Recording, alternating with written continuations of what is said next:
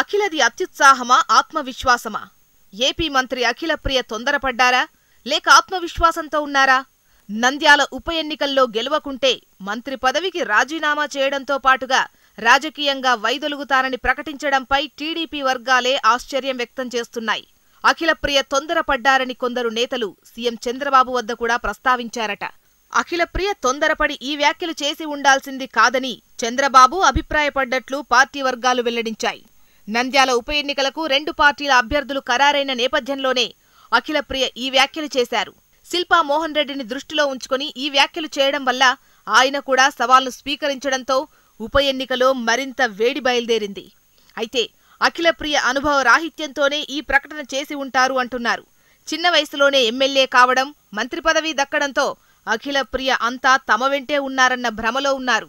వాస్తవానికి రాజకీయాల్లో ఇలాంటి సవాళ్లు సర్వసాధారణమే అయినప్పటికీ అలాంటి వ్యాఖ్యలు చేయడానికి ఇది సమయం కాదు.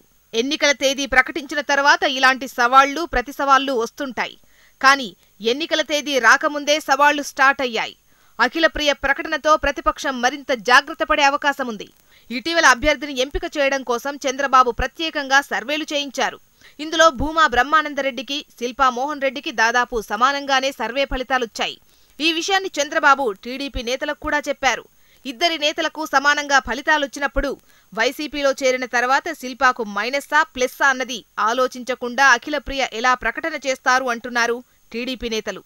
ఒకవేళ ప్రతికూల ఫలితం వస్తే అఖిలప్రియ తన రాజకీయ జీవితాన్ని తనకు తానే సమాధి చేసుకున్నట్లవుతుందన్న కామెంట్స్ వినిపిస్తున్నాయి. అయితే నంద్యాల ఉప ఎన్నికల్లో మొత్తం బాధ్యతను అఖిలప్రియకే అప్పగించాలని చంద్రబాబు ఇదివరకే నిర్ణయించారు. అఖిలప్రియతో పాటు మంత్రులు కాల్వ శ్రీనివాసులు, కేంద్ర మంత్రి సృజనా చౌదరి కూడా పనిచేయాల్సి ఉంటుంది.